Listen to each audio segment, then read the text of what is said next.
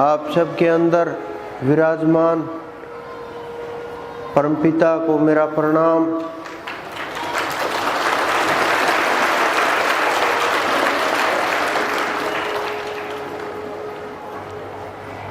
आज हनुमान जयंती है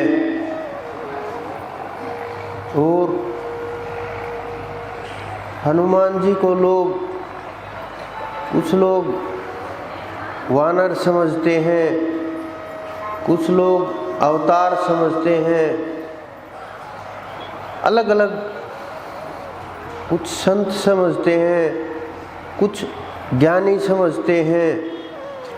सब अपने अपने विचारों के अनुसार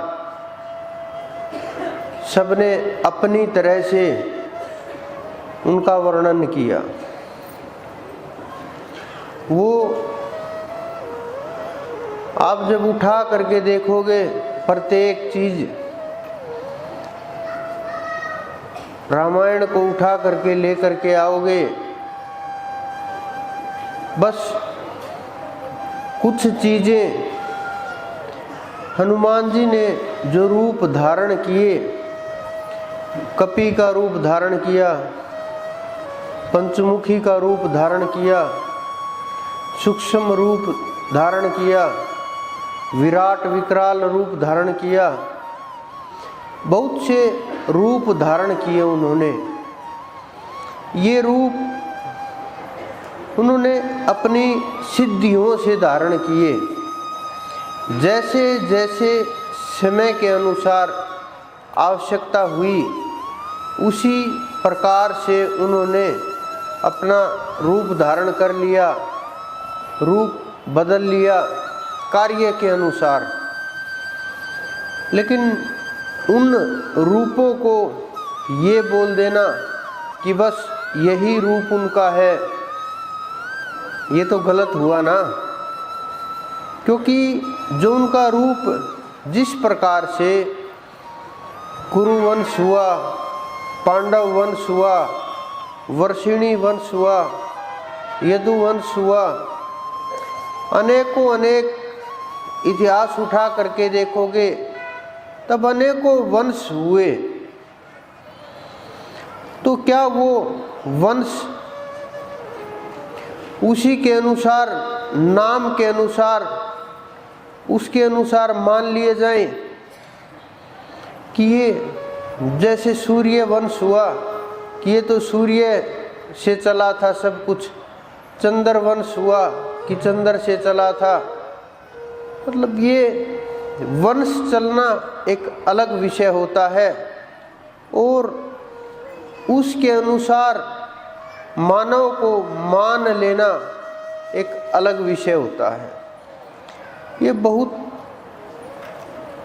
कम लोग खोजते हैं इन चीज़ों को, काम भी कम करते हैं इन चीज़ों के ऊपर, क्योंकि आजकल लोग समझते कम हैं और इधर उधर की उठाई हुई बातों के ऊपर चल करके भ्रमित हो करके कुछ लोग तो ऐसे हैं व्रत करने मात्र को भक्ति मान लेते हैं, कुछ किसी को दान दक्षिणा दे दी उसको भक्ति मान लेते हैं, पितरों के वस्त्र दान कर दिए उसको भक्ति मान लेते हैं, पशुओं को चारा खिला दिया उसको भक्ति मान लेते हैं,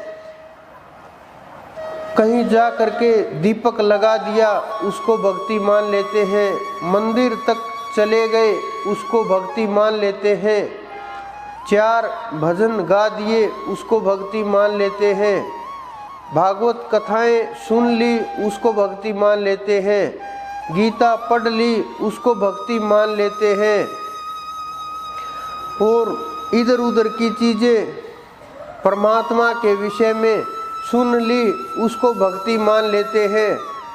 लेकिन जो भक्ति अनमोल रत्न इसलिए बोला गया है, वो जीवन मुक्ति प्रदान करता है, वो आपके मोक्ष के मार्ग को खोल देता है।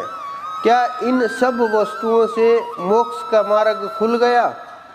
अनेकों वर्षों से अनेकों जीव इस प्रकार के कर्म करते आ रहे हैं, इस प्रकार के कर्म चलते आ रहे हैं और प्रयास करते रहते हैं और दिखाते रहते हैं कि हम तो भक्ति कर रहे हैं। ये भक्ति का मार्ग ही नहीं है। किसी भी संत महात्मा ने आज तक जितने भी हुए, किसी भी अवतार ने, किसी भी हमारे शास्त्र ने ये नहीं बोला कि ये रास्ता परमात्मा तक जाएगा, न ही हमारे संतों ने इसके ऊपर मोहर लगाई कि ये वहाँ तक जा सकता है।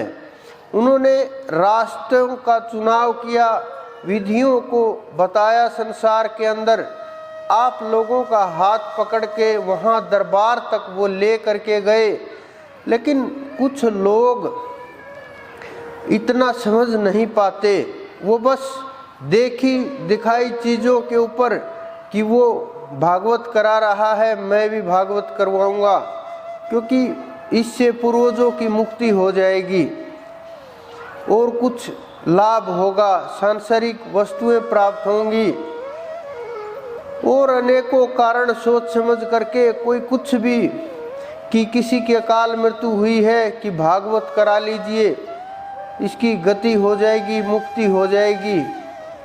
बड़ा गहरा जाल बुन दिया गया जीवों के चारों तरफ और जीव इतने बुरी तरह से फंस गए, इन्हें समझ ही नहीं आता क्या सही है क्या गलत है, किसकी माने किसकी ना माने, किससे लाभ होगा किससे हानि होगी, क्योंकि भागदौड़ मच गई एकदम से।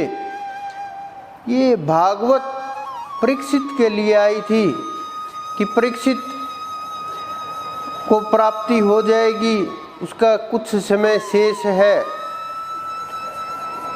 वो उसके प्रश्न थे जो हमारे ऋषियों ने समाधान किए, वो उनकी शंकाएं थी।